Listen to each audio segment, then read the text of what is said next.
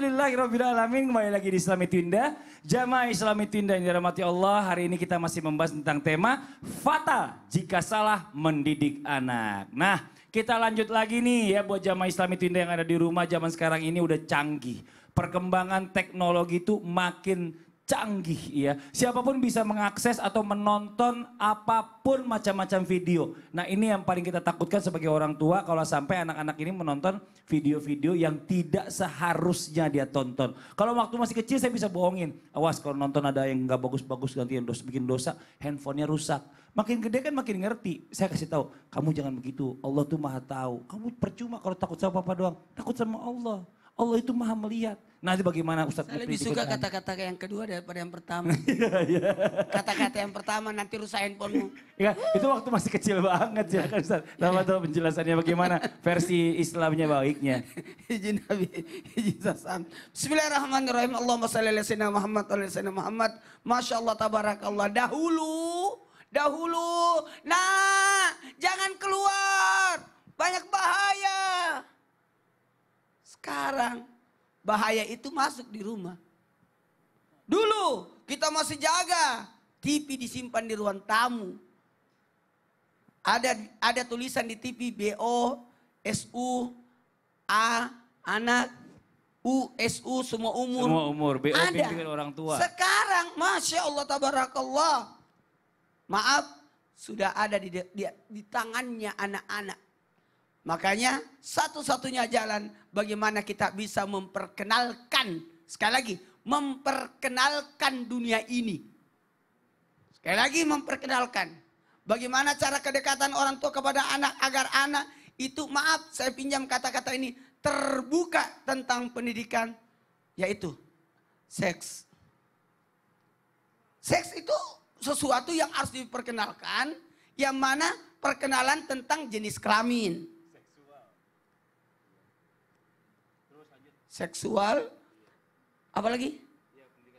Pendidikan seksual berkaitan dengan apa? Mohon maaf jamaah. Gender. Ya itu, saya susah banget sebutnya itu. Laki-laki, perempuan, apalagi? Mohon maaf, batasan aurat, batasan usia, tidak boleh sekamar, tidak boleh satu selimut. Itu harus dijaga. Mohon maaf. Bahkan maaf berkaitan dengan melihat aurat. Ada aurat besar, ada aurat kecil. Maka membicarakan seksual lebih dini itu jauh lebih bagus untuk memperkenalkan. Menarik tadi caranya Abi Maki memperkenalkan baju laki-laki, baju perempuan. Membicarakan tentang seksual kepada anak, tentang bagaimana tidak boleh yang dilihat seperti ini, tidak boleh yang disentuh seperti ini. Bahkan yang hebatnya lagi, kalau kita harus memberitahukan bahwa ini ada rananya seperti ini. Usia sampai ini. Makanya 7 tahun, 10 tahun dipisahkan. Dan ada lagi batas sentuhan. Tidak boleh menyentuh, tidak boleh disentuh. Sekali lagi, tidak boleh menyentuh, tidak boleh disentuh. Bagian belakang, bagian bawah ke sini. Boleh mungkin bergaul seperti ini, tapi ketika dia turun ke bawah itu tidak boleh. Mohon maaf, Mas Padi bisa... Contoh? Aduh susah banget contohnya, gede dia. Menyentuh atas itu boleh-boleh aja. Usapan ke atas boleh-boleh, jangan ditinggi-tinggi juga ya Allah. Itu udah jinjit. Bentuk perhatian, bentuk kasih sayang, tapi ketika sudah turun ke bawah sini ini tidak boleh. Jadi batasnya cuma sampai di pundak ini.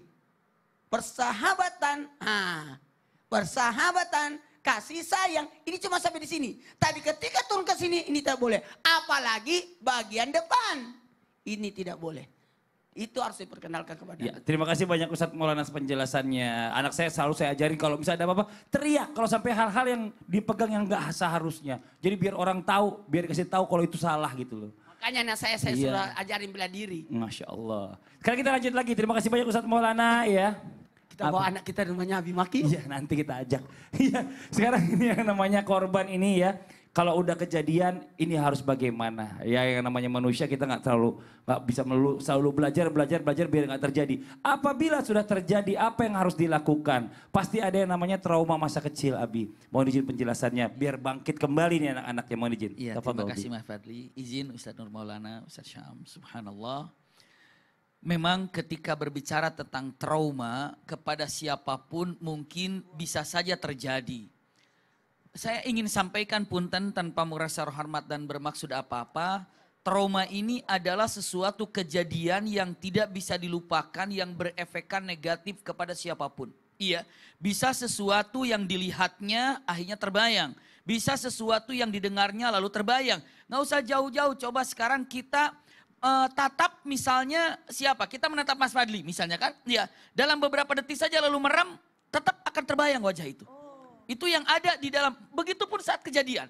Saat kejadian sesuatu langsung akan menempel dalam pikiran kita, nempel. Nah sesuatu hal itu bukan untuk dilupakan. Ingat ya, saya trauma bukan untuk dilupakan. Tapi untuk apa? Usikum wa iyaya nafsi bitaqwallah. Tidak untuk dilupakan. Tapi istilahnya apa? Dibiasakan sehingga saat ingat dia tidak takut dan tidak dalam keadaan mengganggunya. Contoh, ketika ada garam dimasukkan ke dalam sayur. Setelah itu air itu menjadi terlalu asin. Bagaimana kita akan mengeluarkan garam dari situ. Tapi masukkanlah yang manis sehingga seimbang. Iya. Sehingga jadi rasanya nikmat. Usikum wa iyaya nafsi bitaqwallah. Anak ketika membayangkan sesuatu yang trauma dan apa. Maka setelah itu diajak bicara, diajak ngobrol, sibukan. Maka diberikan sesuatu cerita, kegembiraan, kebahagiaan, kesenangan. Sehingga yang ada dalam pikirannya adalah gambaran-gambaran kebahagiaan, kesenangan, kegembiraan, kesenangan. Akhirnya terkalahkan rasa takut yang ada. Ini yang disampaikan oleh Dr. Abu Shanab. Ini adalah salah satu guru di Universitas Ummul Qura dengan mengatakan bukan untuk dilupakan sesuatu kisah yang menyedihkan. Tapi apa? Biarkan ada karena ketika melupakan itu mustahil karena ada dalam pikiran kita. Bagaimana sedihnya ketika ditinggal oleh orang yang kita cintai. Iya, bukan dilupakan. Tapi apa? Tapi ada sesuatu hal ketika ingat justru negatifnya hilang. Positifnya yang ada. Usikum wa iyaya nafsi bitaqwallah. Caranya untuk mengangkat daripada trauma ini. Anak ini banyak bicara, banyak ngobrol. Diberikan sesuatu yang baik-baik. Terus dikasih siraman yang baik, diobrolkan yang baik. Sehingga pikirannya yang ada adalah kebaikan, kebaikan, kebaikan. Saat ingat sudah lupa. Ada satu anekdotnya dengan mengatakan jika seseorang ini takut dengan kucing, maka jangan jauhkan daripada kucing, dekatkan dengan kucing. Terus. Akhirnya bisa jadi senang terhadap kucing. Dan akhirnya sudah biasa. Kenapa? Itulah terbiasa dilihat. Ingat ketika mengatakan lupakan trauma dengan apa yang ada. Tidak untuk dilupakan. Tapi apa? Untuk dihadapkan. Dan bukan untuk dihadapkan secara untuk membenturkan, untuk menjatuhkan, tidak. Tapi untuk membenahinya dan untuk memperbaikinya. Sehingga begitu ingat dia tidak berpengaruh dalam kehidupannya. Masya Allah. Jadi kalau takut kucing, taruh di rumahnya, kalau perlu di kamarnya kucing ya. Bisa kita bawain nih ke Ustadz Maulana Abi. Ustadz Maulana takut kucing soalnya. Jazakallah. Kasih satu banyak nanti. Abi atas penjelasannya. Nah sekarang kita lanjut lagi nih buat jamaah Islam itu yang ada di rumah. Satu Indonesia tahu itu. Iya. Berbagai macam kasus nih yang terjadi ya tentang terutama pelecehan seksual nih. Kalau boleh dibilang apakah ini jadi semacam tanda-tanda akhir zaman nih dengan maraknya yang namanya pelecehan seksual yang terjadi di mana-mana, yang banyak orang ya yang nggak dapat mengontrol yang namanya hawa nafsunya saat ini. Ustaz Syam, mohon izin penjelasannya, tafadhol. Bismillahirrahmanirrahim. Tabi guruku Ustaz Abi Maki, Ustaz Maulana Mas Fadli serta guru-guru kami akan Allah Subhanahu wa taala. Bismillahi masyaallah la yasuqul khaira illallah. Bismillahi masyaallah la yasrifu su'a illallah. Bismillahi masyaallah ma kana min ni'matin faminallah. Bismillahi masyaallah la haula wa la quwwata illa billah. Nabi SAW dalam riwayat bersabda bahwasanya tidak akan hancur umat ini, tidak akan berakhir dunia ini sampai zina merajalela, sampai kemaksiatan merajalela, bahkan kemaksiatan tersebut dilakukan di jalan-jalan. Sehingga orang yang paling baik di antara mereka hanya berkata, seandainya kau lakukan itu di balik tembok aja. Subhanallah. Jadi orang paling baik saja di akhir zaman mengatakan, ih kok kayak gitu di jalanan di balik tembok kek, jangan kelihatan kek. Bukannya melarang mereka melakukannya, tapi memberikan solusi mengatakan jangan di pinggir jalan, di balik tembok atau di tempat tersembunyi. Mungkin kalau teman-teman sekalian sekarang bisa melihat sosial media, banyaknya yang mempertontonkan sesuatu yang buruk. Ada yang mengatakan gak punya pacar, kasihan deh lo. Subhanallah, perzinahan mereka banggakan. Lalu ada yang komentar di dalamnya mengatakan nggak harus dipamer juga kali, kalau mau mah di belakang aja, nggak usah dipamer.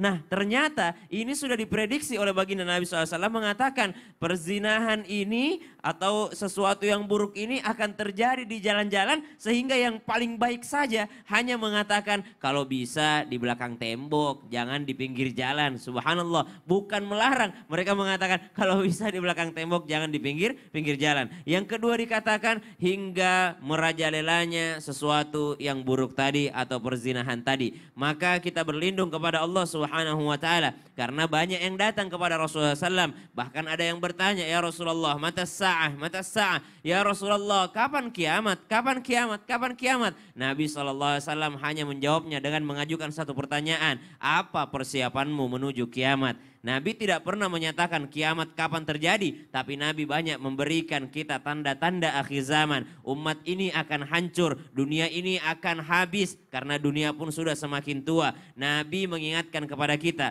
tentang persiapan kita menuju hari kiamat ini atau persiapan kita menghadapi hari kiamat. Karena kiamat pasti akan terjadi, tanda-tandanya sudah ada, lalu kita diminta oleh Nabi bukan ketakutan, tapi kita tidak bisa menolak tanda-tanda tersebut, hanya diri kita yang mempersiapkan lebih baik lagi menuju hari kiamat. Apa persiapan kita? Lalu Nabi SAW bertanya kepada orang tadi. Dia mengatakan, kalau sholat saya masih kalah sama Abu Bakar. Kalau sedekah saya masih kalah sama Abdurrahman bin Auf. Kalau ibadah-ibadah saya kalah dengan sahabat yang lainnya ya Rasulullah. Tapi saya mencintaimu karena Allah Subhanahu wa taala. Maka Nabi bersabda, seseorang akan dibangkitkan bersama dengan yang ia cintai. Minimal kalau kita takut akan datangnya hari kiamat yang tanda-tandanya sudah banyak, mari pererat cinta kita kepada baginda Nabi SAW, kepada ulama kita, kepada ilmu pengetahuan, sehingga kita akan dibangkitkan kembali bersama dengan yang kita cintai. Wallahu ta'ala a'lam. Terima kasih banyak Ustaz Syah untuk penjelasannya. Nah, Masya Allah, sekarang kita lanjut lagi nih buat jamaah Islam Itu Indah yang ada di rumah ya.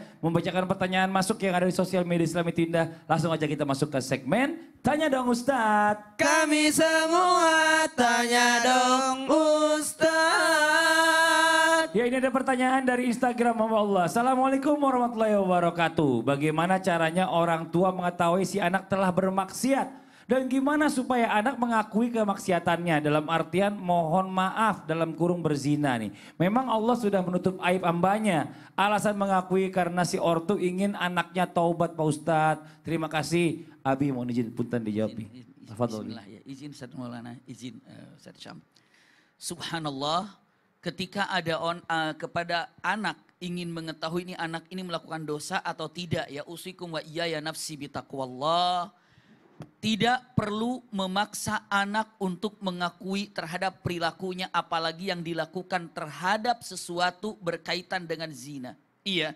Dengan alasan agar dia taubat kepada Allah Subhanahu wa taala. Jadi saya harus mengetahuinya, dia zina atau tidak zina. Dia zina atau tidak dia zina, tetap anak itu harus diajarkan untuk bertobat dan beristighfar.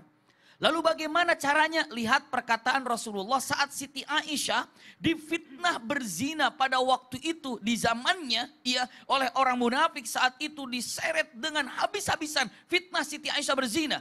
Maka apa yang dilakukan Rasulullah SAW? Tidak memaksa untuk mengaku. Iya. Atau kalau kalimatnya bagaimana untuk percaya Rasulullah terhadap peristiwa ini. Lalu apa yang dikatakan Rasulullah SAW? Kata-kata yang indah.